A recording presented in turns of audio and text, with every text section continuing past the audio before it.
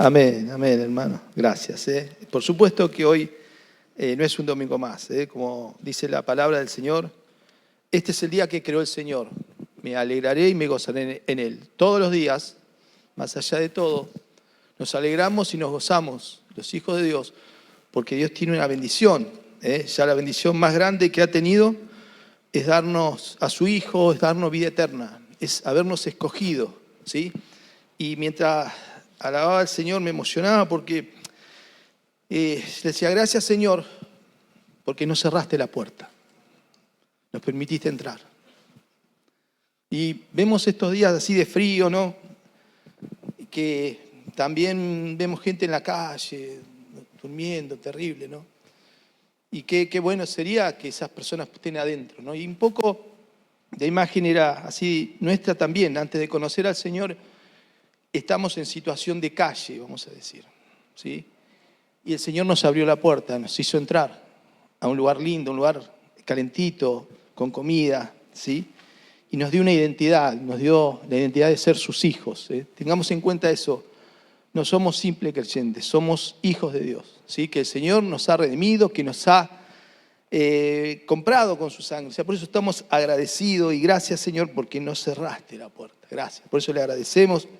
Y un día más para gozarnos, ¿sí? Está el Señor, está el Espíritu Santo con nosotros, guiándonos siempre, acomodándonos. Y es motivo de gozo y alegría. Y siempre lo bueno de que el Señor en nuestro corazón nos impulse a estar reunidos, a estar en familia, así como estamos, ¿no? Si estaría Cristo acá, estaríamos todos. Bueno, está el Espíritu Santo, por eso tenemos que estar, ¿no? Dice que cuando Cristo iba, una gran multitud lo acompañaba. Y claro, era el Hijo de Dios, era Dios mismo en la tierra. Entonces, ¿cómo lo que podría despertar, ¿no? la admiración de estar frente al Hijo de Dios, a Dios encarnado en la tierra, ¿no? Eso es algo maravilloso. Pero bueno, Él no nos dejó solo, nos dejó a su Espíritu Santo que está en nuestro, no solamente está en un lugar físico, sino que está en cada corazón de los que hemos recibido a Cristo. Amén.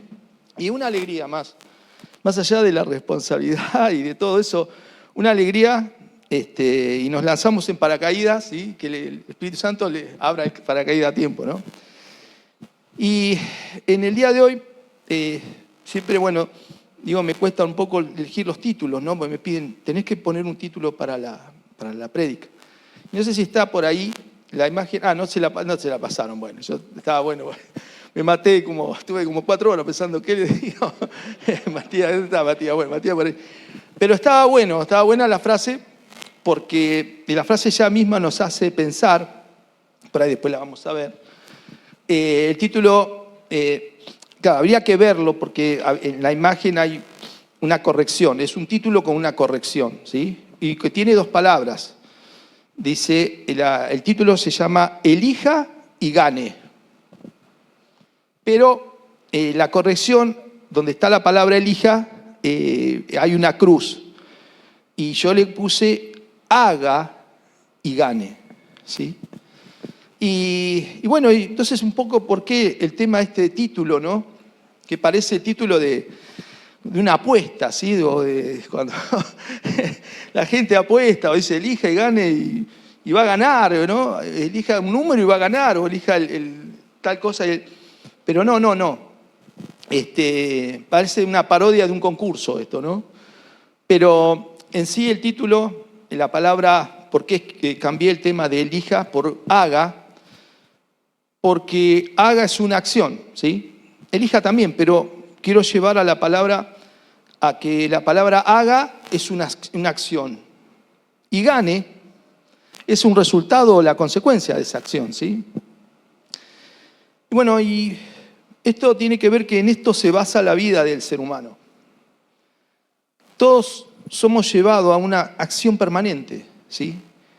De todas las cosas. Fíjense que continuamente nuestra vida es una acción. Todo es una acción. Permanentemente nos movemos, ¿sí? Y hacemos cosas.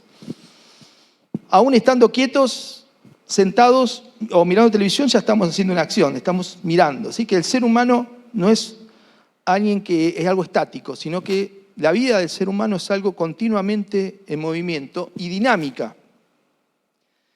Y entonces, todos somos llevados a la acción permanente de todas las cosas, ¿sí?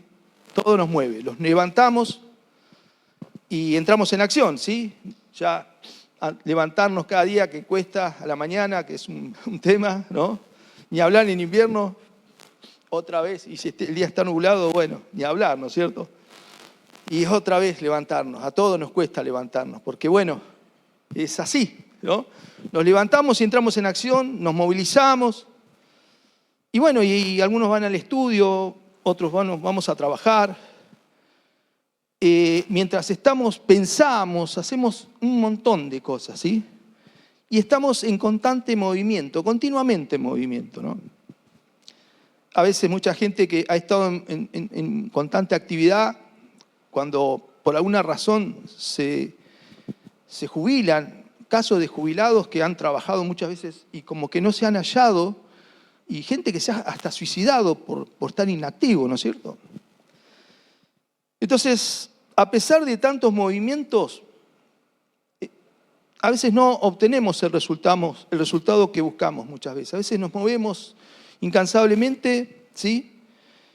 Y quizás no encontramos ese resultado que logramos, ¿no? Porque decimos, pero la vida consiste en esto, continuamente nos movemos y parece una rutina, levantarnos, trabajar, ¿no? Otra vez ir, ¿no? Ojo, que hay cosas buenas, no estoy hablando de lo negativo que tiene la vida, ¿no? Pero de ese cansancio, de esa rutina, ¿no?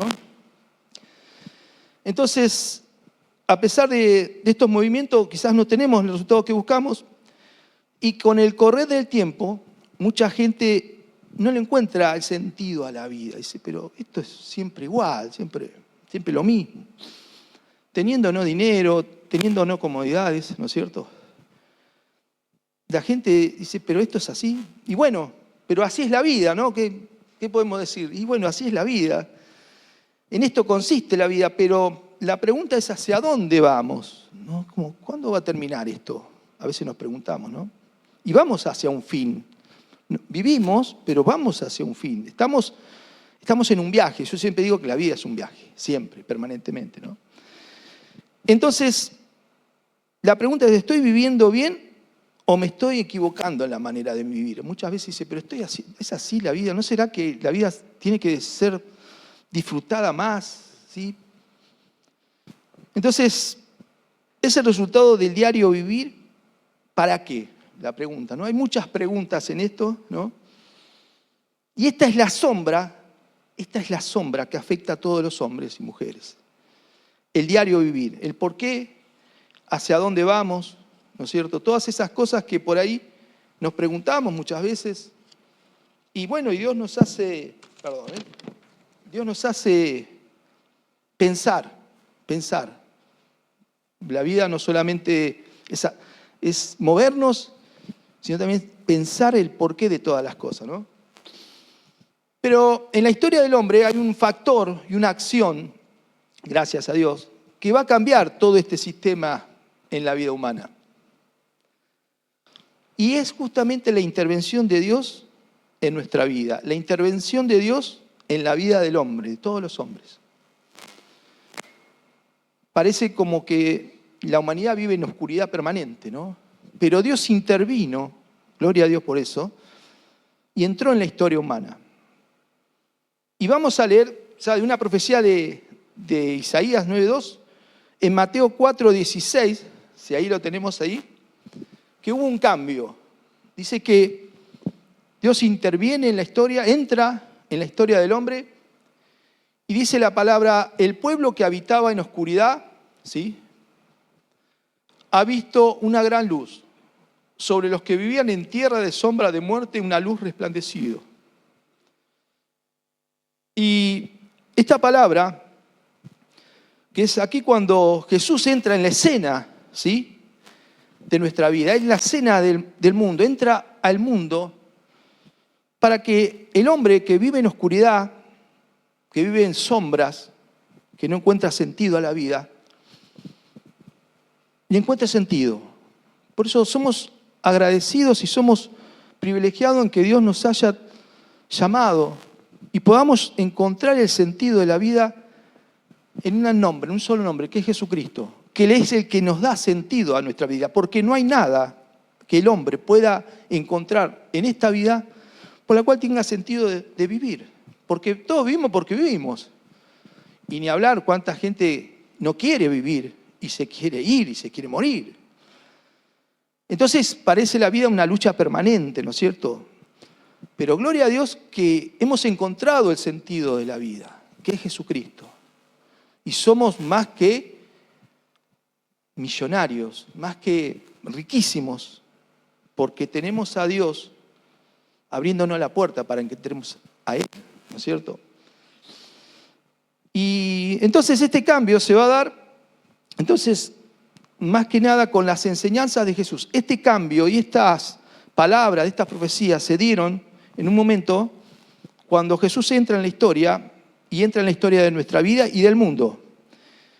Y hay una parte en la palabra de Dios que es la primera enseñanza que Dios da, Jesús da a la multitud, que es el Sermón de la Montaña, conocidos por todos nosotros, ¿no es cierto? El Sermón de la Montaña, podemos decir que es la enseñanza más grande que puede existir y más simple y más directa que llega al hombre, porque es la palabra de Dios hablándole directamente al hombre y enseñándole un montón de cosas que son maravillosas y que es un tesoro en sí misma. Y les voy a contar un testimonio de mi parte, porque cuando yo no conocía al Señor, un día sentí en la radio a un cantante de estos que, tipo un trovador, ¿no es cierto?, que él dijo, entre otras cosas, que el día que había leído el Sermón de la Montaña, su vida había cambiado. Entonces, eso me impactó a mí, realmente dije, ¿qué es eso? Eso está en la Biblia, obviamente, ¿no? Y claro, en mi familia no éramos creyentes, pero gracias a mi abuela, que era creyente, había una Biblia en mi casa, ¿sí?, ahí guardada en un ropero, media olvidada, nadie la leía, obviamente, estaba ahí, ¿no es cierto? Entonces, un día yo, estando ahí, había pasado esto del mensaje de esta radio, y a los días me acuerdo de esta frase, miren qué importante es eso, ¿eh? Poner a la palabra de Dios en alto, como la palabra sola actuó y me hizo acordar y me llamó la atención decir, ¿qué es eso del Sermón de la Montaña? ¿No es cierto? Entonces empecé a buscar, fui a la Biblia y nunca la había leído y yo decía, ¿y dónde está el Sermón de la Montaña? ¿Dónde está? Claro, no estaba como Sermón de la Montaña, estaba como Sermón del Monte, ¿no? Hasta, bueno, lo puedo encontrar, que está en Mateo capítulo 5 al 7, y les puedo asegurar que cuando yo leo el Sermón de la Montaña, el Sermón del Monte, esas palabras de Jesús a mí me cambiaron.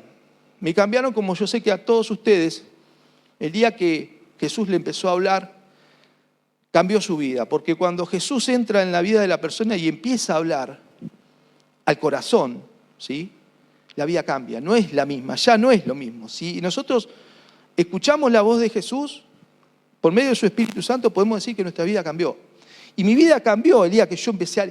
Y eso fue la punta, como Dios tiene un plan, ¿no? Después, a los años, me quedé con eso hasta que Dios puso una persona en mi vida, en un trabajo que me habló de Dios, de Jesús, y ahí siguió la otra parte, y fue un plan, tuvo un plan el Señor conmigo, como todos ustedes, para encontrar la salvación. Y ahí, bueno, ahí fue completa, la felicidad fue completa, gloria a Dios, ¿no? Entonces, obviamente no vamos a leer el Sermón de la Montaña ahora, ¿no? Pero podemos decir que es el consejo perfecto para cambiar la forma, la vida misma, la forma de vida que pueda tener la persona. Si todos pudiéramos, si todas las personas, ¿sí?, pudieran escuchar el Sermón de la Montaña, su vida sería distinta, tocaría algo, porque toca una fibra muy grande en el ser humano. Por eso es el consejo perfecto para cambiar la forma de vida. Y contiene la base sobre la cual construir una vida mejor. No vamos a leer todo, obviamente, tampoco porque el tema es este, ¿no? Cuando Jesús viene a presentar un reino, para que todos nosotros seamos parte de ese reino, ¿no es cierto? Entonces, en ese reino, Dios establece estatutos del reino. ¿Y qué son los estatutos? Es un conjunto de reglas prácticas a seguir. Y el reino de los cielos está dividido, tiene como 9 grupos o 9 partes o estatutos, vamos a decir, ¿no? El primero habla de felicidad, ¿sí? Cuando Jesús empieza a decir, bienaventurados los pobres, felices aquellos, ¿no es cierto? Toda esa parte que donde es Dios trayendo ánimo al ser humano, ¿sí? Es por eso la primera parte habla de felicidad, habla de ánimo y esperanza. La segunda parte de responsabilidad, cuando dice ustedes son sal y luz en esta vida, ¿sí? Habla de autoridad, que tiene que ver con la autoridad de Jesús y con nuestras acciones. Habla de sinceridad para con Dios, habla de cómo contener la ira, de cómo amar, ¿sí? De seguridad, cuando dice no hagas tesoros en el cielo, ¿sí? Donde todas las cosas se corrompen. No hagas tesoros, en la tierra, sino hacer tesoros en el cielo, porque en la tierra las cosas se corrompen. Habla de las verdaderas riquezas, ¿sí? Habla de serenidad, ¿sí? De la preocupación por conseguir bienes. Dice, ¿por qué te preocupas tanto? Sí, fíjate los pájaros. Dice, no comen ni hacen graneros, sin embargo Dios le da de comer. Dice, ¿cómo Dios no te va a dar de comer a vos? ¿Sí? Aún de la ropa, ¿sí? Dice, mirad, dice, los lirios del campo, dice, la flor tan hermosa, dice, ni aún Salomón, el rey más grande, pudo vestirse como una de ellas. Dice, tantas cosas, dice, ¿no hará Dios grandes cosas por ustedes? ¿No es cierto? Es una palabra tan grande, yo por eso la leía. Y después habla de humildad, otro estatuto habla de humildad, que habla de juzgar a los demás, de tener eso en cuenta, tener cuidado con eso. Habla de otro estatuto de necesidad, ¿no es cierto? La oración y la regla de oro, pedid y se os dará, buscad y hallaréis, llamad y se os abrirá, ¿sí? Porque todo aquel que busca, encuentra, el que llame se le abre. Toda una palabra maravillosa donde Dios te garantiza y te asegura que tu vida va a ser levantada, que la vida del ser humano va a ser levantada. Y a todos Dios nos ha levantado a nosotros, porque hemos confiado en su palabra, y su palabra es verdad, no es palabra de hombre, no es palabra de un político que dice una cosa y después no la cumple.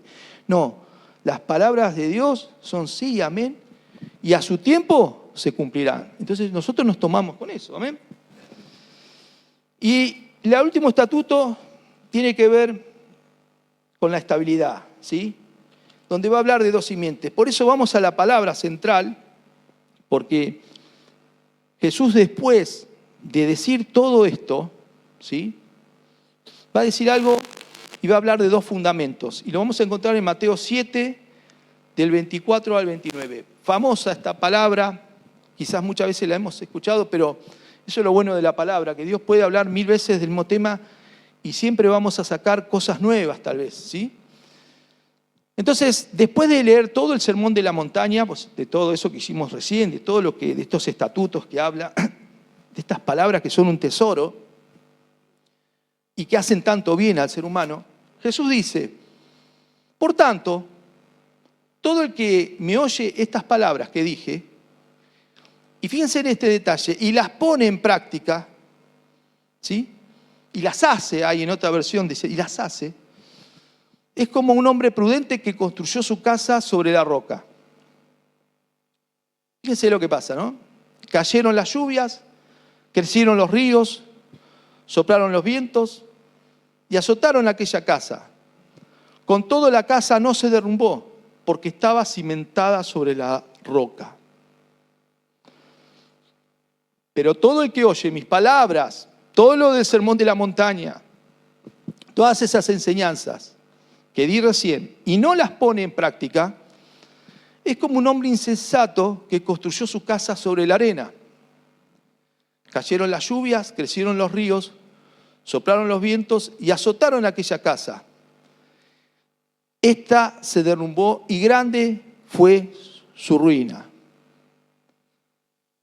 Cuando Jesús terminó de decir estas cosas, las multitudes se asombraron de su enseñanza, porque enseñaba como quien tenía autoridad y no como los maestros de la ley. Entonces, fijémonos qué gran enseñanza da Jesús. Y qué comparación tan simple y práctica, ¿no es cierto? De dos construcciones, una hecha sobre la arena y otra hecha sobre la roca firme, ¿no? Y a quién de todos nosotros no nos gusta estar firme, en donde sea, en nuestra familia, en nuestro matrimonio, en nuestros trabajos, en nuestra salud. Somos llamados a estar firmes. Y esa firmeza solamente está en Dios, si nosotros seguimos esas enseñanzas. Entonces, sobre la arena o sobre la piedra, oír las palabras de Jesús, y la clave de todo es hacer. Hacer. Jesús habla, es directo, es práctico, hacer. Va a la obra. Tenemos que hacer. Clave para nuestra vida, el hacer. Oramos, leemos su palabra, pero hacemos. ¿Sí? Fundamental. Todos queremos cambiar, pero para eso tenemos que hacer. ¿Cuántas veces queremos hacer tantas cosas? Queremos adelgazar, queremos estar un poco mejor, pero para adelgazar, bueno, hay que ir a un gimnasio, para hacer dieta, o no sé qué tiene problemas, ¿no? Bueno, para tener un mejor físico hay que ir a un gimnasio. Hay que hacer. De la nada no surgen las cosas, sino de hacer. Y tenemos un Dios que hace continuamente y quiere que sus hijos nos movamos continuamente y no nos quedemos, porque donde nos quedamos, ahí fracasamos. Donde nos quedamos, ahí fracasamos. Y esa es la gran arma del enemigo, del diablo, que nosotros nos quedemos quietitos, ahí tranquilitos, no hagamos nada, de nada, en nada, No ordenemos la casa y la casa se nos viene abajo, no limpiamos la ropa y las cosas olemos terriblemente. Fíjense cómo todo nos lleva a movernos y hacer, ¿sí? Obviamente, este hacer, quiero aclarar, no se trata de salvación. El Señor ya nos salvó, ¿sí? Somos salvos por la fe en Jesucristo. Amén. Pero importantísimo el hacer para crecer en las cosas de Dios. Para que se cumpla el plan divino que Dios tiene sobre nosotros. Ese diseño que Dios tiene para sus hijos, que desea lo mejor. ¿Sí? ¿Acaso tu papá, mi papá, nuestros padres no desean lo mejor para los hijos? ¿No deseamos lo mejor para nuestros hijos? Bueno, Dios de la misma manera quiere lo mejor. Y fíjense cómo vamos a qué hacer primero, ¿no? ¿Qué es una de las primeras cosas que uno tiene que hacer? Vamos a San Juan, capítulo 6, del 28 al 29. Si lo tenemos ahí, ya las palabras de Jesús. Dice que la gente le preguntaba, ¿qué tenemos que hacer para realizar las obras que Dios exige? Le preguntaron a Jesús. Esto es lo que Dios quiere que hagan. Lo primero que tenemos que hacer, lo primero que tiene que hacer el mundo, el ser humano. Esto es lo que Dios quiere que hagan, que crean en aquel a quien Él envió. Lo primero que hacemos, creemos en Jesucristo, lo aceptamos, lo recibimos en nuestro corazón. Ahí empieza el primer hacer del hombre, podemos decir. Creer en el enviado de Dios, en Jesús. Si Jesús no está primero, nada se puede hacer. Si Jesús no está primero en nuestra vida, nada vamos a poder hacer. Amén. Jesús es el ejemplo. Mateo 7, 21 al 23. Por eso, porque dice el tema de hacer, ¿no? No todo el que me dice Señor, Señor entrará en el reino de los cielos, sino solo el que hace la voluntad del Padre que está en los cielos. El segundo, hacer la voluntad de Dios. Hacer la voluntad de Dios. Eso es lo que pide el Señor. Primero, aceptamos a Cristo, lo primero que debemos hacer. Segundo, aceptar y hacer la voluntad de Dios, ¿sí? Jesús, nuestra vida y luz. En Él, dice la palabra, estaba la vida y la vida era la luz de los hombres. No hay otra salvación, no hay Buda, no está Confucio, ninguno es el camino. Aunque el taoísmo habla de un camino, pero el verdadero camino es Jesús, porque dijo Jesús, yo soy el camino, la verdad y la vida, y nadie va al Padre si no es por mí. Entonces, estamos bien cimentados, estamos bien tomados. Tenemos la llave verdadera para abrir la puerta del reino de los cielos, que es Jesús. Y qué bueno es seguir el ejemplo de Jesús en obediencia, ¿no? Si vamos a San Juan 8:29, tomemos el ejemplo de Jesús. San Juan 8:29, si es el que seguimos. Fíjense, cuando el Señor estaba solo, decía, el que me envió está conmigo y no me ha dejado solo, porque siempre hago lo que le agrada. Ese qué detalle ese, ¿no? El Señor nunca nos va a dejar solos, dice. Él siempre está con nosotros, dice. ¿Por qué? Porque siempre hago lo que le agrada a Él. Eso es lo que está buscando Dios. El hecho de agradar. Y quizás Dios se entristece cuando no hacemos lo que a Él le agrada, ¿no es cierto? Ahí perdemos un poco, nos alejamos un poquito y perdemos un poquito la comunión con Dios.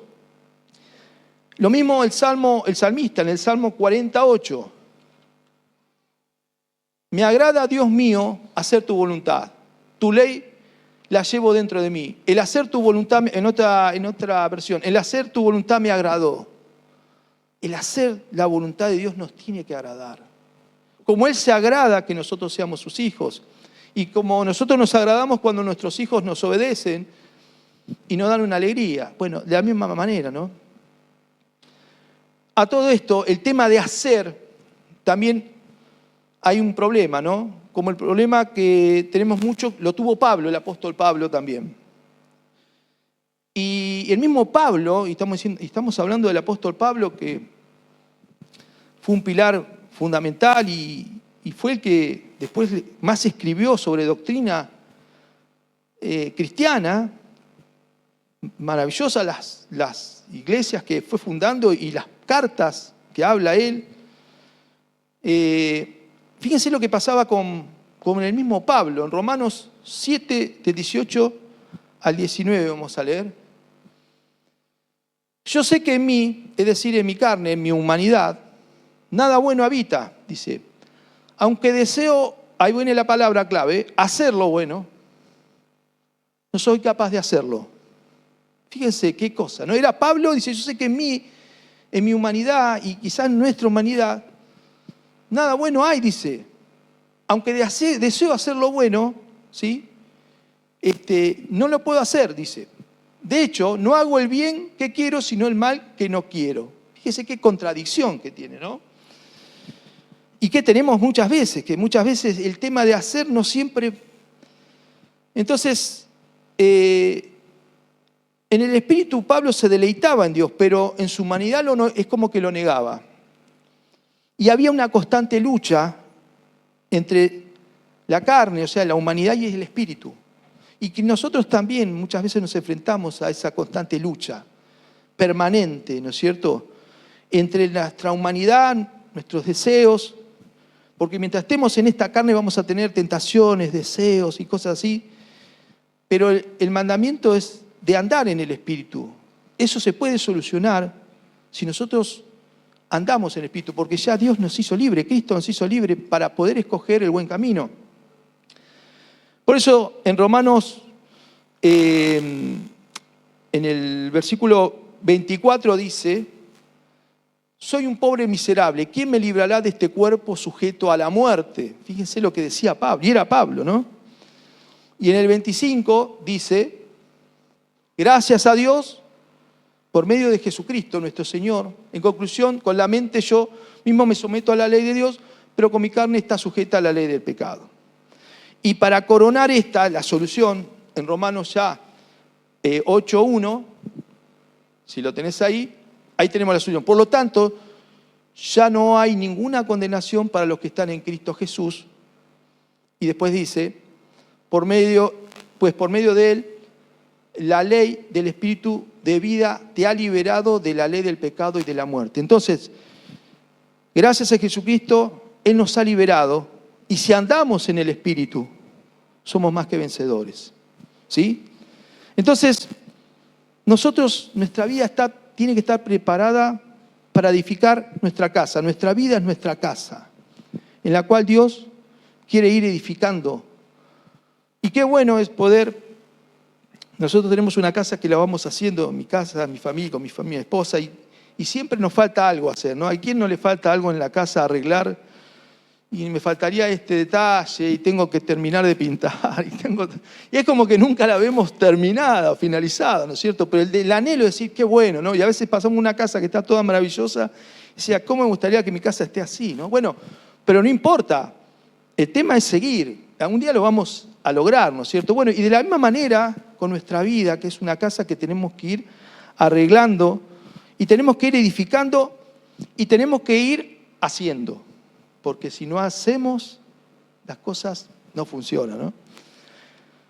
Entonces, preparamos nuestra casa y la edificamos bien firme. Nuestra vida tiene que estar bien firme. Dice la palabra que viene la lluvia, vienen los ríos, vienen los vientos y golpearán nuestra casa, nuestra vida. Pero ¿qué pasa? ¿Dónde la hemos fundado? ¿Dónde está nuestra vida? Está fundada en enseñanzas concretas, que esa es la base donde Dios quiere que estemos, que es el Sermón de la Montaña y todas las enseñanzas de Jesús. Por eso cada palabra del Sermón del Monte será un fundamento firme para sostenernos. El proveedor de este hormigón es Jesús, de este material duro es Jesús. Y los materiales firmes hacen una casa de calidad. Los materiales firmes hacen una casa de material. El seguir la palabra de Dios y ponerla por obra hace que seas un cristiano de calidad, vamos a decir así, un verdadero cristiano, de calidad. Como una casa firme que está hecho con materiales firmes, buenos. ¿O acaso, a quién de nosotros, si nos venden algo para nuestra casa, dicen, che, pero esto es más o menos, esto puede andar y, viste, sale más barato, pero sí, pero es nuestra casa. Y a nuestra casa le vamos a poner algo barato, ¿sí? Yo me voy a contar esto que no estaba en mis planes, pero lo voy a contar, detalle. Yo sé de una familia que le gustaba tener tienen autos, ¿no? Tenían autos, y al auto, eran fanáticos de los autos, le ponían el aceite, lo mejor, el aceite para cambiar los mejores repuestos, y el aceite que usaban era un aceite importado carísimo, no sé. Ahora, cuando iban al supermercado ellos para comprar comida, el aceite que usaban era el más berreta, el más barato que podía existir, una cosa insólita. Entonces, un muchacho así testigo de esa escena decía, pero vos te fijaste ese detalle, para el auto le ponen lo más caro, y para su estómago compran lo más barato, lo peor, ¿no es cierto? ¿No? Terrible, terrible, ¿no? Pero eso no tiene que suceder, ¿no es cierto?, con nuestra vida y con las enseñanzas que tiene Jesús. Esas enseñanzas tienen que estar firmes en nosotros, permanentes. Si somos cristianos, tenemos que estar llenos de Cristo y llenos de la palabra. Amén. Por eso, cada prueba y tristeza, pérdida, quizás nos podrán afectar los sentimientos, pero nuestro espíritu va a estar fortalecido. Lo vuelvo a repetir. Cada prueba, si estamos en la palabra de Dios, si la palabra de Dios se hizo carne en nosotros, dice, cada prueba, viento, agua, cada tristeza, cada pérdida, quizás nos podrán afectar el sentimiento, ¿sí? A veces podremos estar tristes. David muchas veces, si vemos los salmos, estaba triste y sufría mucho, ¿sí? Pero nuestro espíritu va a estar fortalecido con la palabra. Y ahí está la clave, que nuestro espíritu esté fortalecido. ¿Por qué? Porque los sentimientos son momentáneos. Lo importante es que nosotros en nuestro espíritu estemos firmes y vayamos creciendo. Entonces, un consejo del Señor, no nos separemos de aquel quien está construyendo nuestra vida, porque el que está construyendo nuestra vida es Cristo a través del Espíritu Santo. No nos separemos del constructor. Vamos a San Juan 15:5. Famosa palabra, habla sola, no voy a decir más nada. Dice, no, yo soy la vid, ustedes son las ramas. El que permanece en mí, como yo en él, dará mucho fruto. Porque separados de mí nada pueden hacer. Ustedes no pueden hacer nada. Si estamos separados del Señor, nada podemos hacer. Volvemos a la palabra hacer. Fíjense esta palabra hacer, que es la palabra clave, que es la que Dios quiere hoy que nos llevemos. La palabra hacer. Perdonen que se insista con esto, pero esta es la palabra base, esta palabra martillo, vamos a decir, hacer. Pero no hacer las obras para agradar a Dios. Hacer las obras porque eso es bueno para nosotros. Y Dios se va a agradar de nosotros, que nosotros caminemos bien. Amén. Tenemos, para terminar y ya no marearlos más con tanto versículo y palabra, y creo que se va entendiendo, ¿no? La idea. Humildemente. Tenemos un gran tesoro en las palabras de Jesús, ¿sí? Y para terminar, Juan 13:17. San Juan 13:17 dice. Nos pregunta, ¿entienden todo esto? Dichosos serán si lo ponen en práctica. Dichosos seremos si podemos poner en práctica la palabra de Dios, porque eso nos va a vivificar. Dice, Jesús dijo, mis palabras son espíritu y son vida. Entonces, a veces estamos llenos de tantas otras cosas o no tenemos tiempo. ¿Y de qué estamos llenos? ¿De qué tendríamos que estar llenos? De la palabra de Dios. Que la palabra de Dios nos llene. Que las palabras de Dios nos lleven y nos impulsen a hacer permanentemente. ¿Sí? Porque claro, por eso el tema no es elegir. ¿Sí? El tema no es elegir, es hacer. Puedo decir, esto lo hago, esto no. Y eso no sé, eso cuesta mucho, ¿no? Porque a veces puede pasarnos eso. No, esto, y perdonar, y yo perdono pero no olvido, y hay cosas raras así como que pueden surgir. Y yo amo, pero ¿hasta dónde amás? Y a este lo amo más, a este lo amo menos. Y el amor tiene que ser completo, ¿no? Limitar la palabra, la acción de la palabra, limitar. Esto sí, no, esto no lo hago. Y esto soy tan generoso. Y en esto le pido a Dios, pero Dios no me escucha y no tengo la oración de antes. O sea, ¿cuántas cosas por ahí hay que no la estamos haciendo, ¿no es cierto? ¿Sí? Por eso la pregunta, ¿en qué terrenos está modificando nuestra vida? ¿En la arena o en la roca? En las palabras de Jesús. ¿En lo que es variable o en lo que es firme?